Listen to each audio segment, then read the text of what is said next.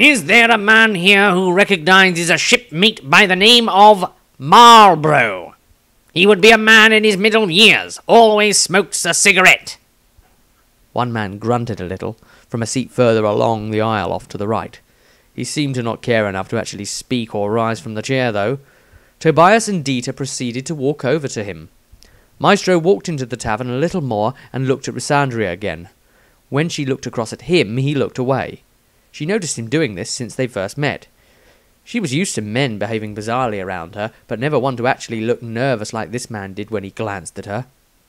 She wanted to get to the bottom of this.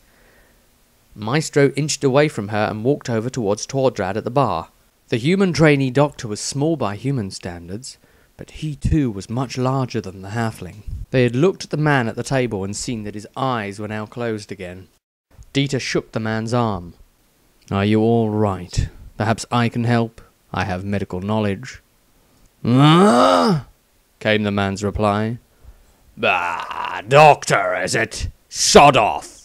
The day Captain Barbacle needs helping after splicing the main brace allowed of his rank is the day he don't deserve it no more." With that, the man leaned back in the seat and started snoring loudly, with his eyes still open. Dieter looked frustrated at this. Tobias saw this and raised a calming hand. "No, Dieter. What is your surname anyway?" "Diath," came the man's reply in between the captain's awake snoring. "Death?" "Diath," Dieter stated again, trying to keep his cool. "Yes, well, I was going to say, we can't handle this in a way where we would get frustrated and agitated in our tone. It will agitate this man here too." With that, the halfling turned to face the captain straight on, braced himself, and delivered a quick, short, sharp kick to the man's shin. The snoring sound came to a quick upturned tone, as the man sat up attentively with eyes wide. "What was that?" asked the man in the seat. Tobias replied, "I'm not sure. I came over to ask you a couple of questions and you seemed to jump awake. Perhaps you were having a strange dream." Before adding, "What do you remember of it?" The captain considered this properly and blinked his eyes 5 times, quickly trying to remember. "Ah," he said at last. "For some reason, I have a passing recollection of thinking of old Marlborough. He's my second half cousin and shipmate him." "What a coincidence," Tobias said, humouring him. Dieter looked at the drunkard as if he was a pathetic waste of space, as Tobias continued. "It is strange indeed, very strange, that you should be dreaming of him, sir, because I bring you news of that very person." The man looked expectantly at Tobias with an impatient gestured hand. The halfling took the cue and continued. "I bring you most terrible news. He has died, sir." "Died?" the captain exclaimed. "You must have someone else. The man has skin thicker than the sails of our ship." Dieter answered the man, privately inside his own head. His internal reply was, "Well, that is good news then, because you are going to be able to use it for your ship now, with him being a corpse as he is." He was very glad he hadn't said it, but it amused him to think it. Tobias replied, "I'm sorry, sir, it must have come as a shock, but I saw the body myself. I am an official of the city, after all." Captain Barbacle looked at the halfling, summing him up, and came to the conclusion of agreement. Aside from his clothing, his snooty, self-assured way of speaking was enough to convince him of that. A look of sorrow came over his face. The captain considered never getting to have a drunken fight with the man ever again, and it was appalling. He clenched his bottom lip upwards in a sign of sadness. Tobias continued, "Yes, it is a terrible and dreadful murder, too. Chaos symbols were involved." The captain became interested when the halfling had said this.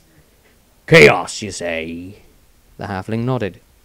Dieter decidedly asked, "Do you perhaps remember anything that could help us determine who the killer might be? Had he been under suspicion of mixing with chaos cults or the like recently?" The captain nodded, as if he knew something. Dieter stated, "If you know something, tell us. The ruinous powers are your enemy too. We are on the same side." The captain stared at the bar, considering if it was too late or perhaps too early to have another drink. He wasn't quite sure what the time was right now. He didn't want to risk looking at the window. It looked bright. That would perhaps suggest day, he thought, and then saw the look of concerned anticipation on the faces of the two who were bothering him here. "All right, if it will get me some peace," he began. "Old Marlborough's friend, a landlubber, who had grown up with him here. Well, I started to have my concerns about him recently. There were rumours about him, you know." "No, I'm afraid I do not. Please enlighten me, sir," said Tobias. "Oh, come on, you know," started the captain, "that he was into the sex scene around here." Dieter considered that this was taking too long and they didn't have all day. He hurried the conversation along. "A sex club connected to a pleasure cult, perhaps?" The captain nodded. "Well, it's not a sure thing, but men who frequented that place too long were often found attending much darker places, after getting offers, you know, from mysterious strangers who'd approach 'em." Tobias asked. "This friend, what was his name?" The captain answered. "Hal Foston is his name." Tobias gripped his beautiful notebook with its ornate carvings upon it and confirmed. "Yes, well, that is the name of the other dead man." The captain looked truly shocked at that and added, Look, I'm sure there's more to it than I know, or want to know, and I'm starting to sober enough to realise that it's better the less I know. My ship ain't set to sail for another 2 days. In that time, a man might find a knife in his ribs for knowing too much." Dieter considered the captain's words privately and spoke. "Then we will leave our line of questioning at that. Thank you for your assistance. We will be gone as soon as you tell us the address of this club." The captain seemed unwilling to speak its name, instead grabbing for the halfling's notebook. Tobias took exception to this and held it firm, despite the man's tugging at it. A stern look of requested common sense, though, came from Dieter. Tobias let it affect him and loosened his grip.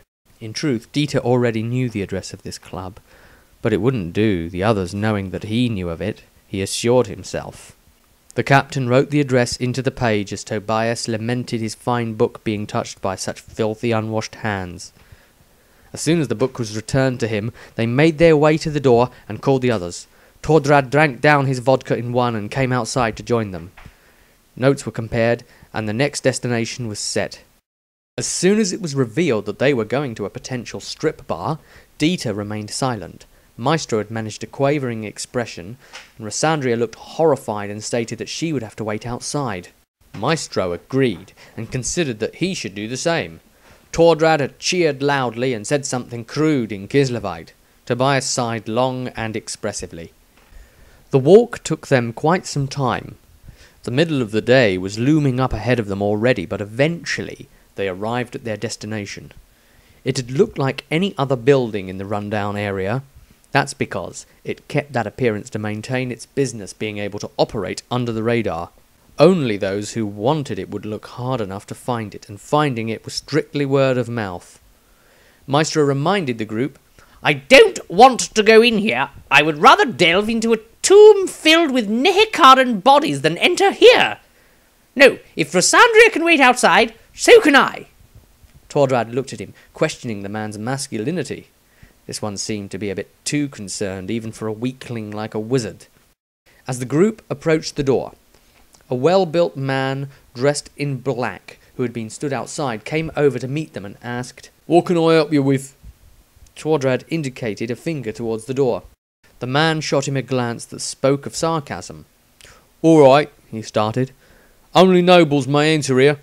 This one amongst you," and he pointed to Maestro. "You're a noble, I can tell. You're the leader of this group, aren't you?" Maestro took a moment to realise that the large man was talking to him. Dieter elbowed him sharply in the arm from the back, which made the wizard jump and begin speaking immediately. "Ah, yes, they are my entourage, my good man." It was then that he realised that he had been cornered into having to enter now, or else no one would get in. Rosandria waited outside as the others went into the inconspicuous enough looking building. Inside it looked like a normal bar.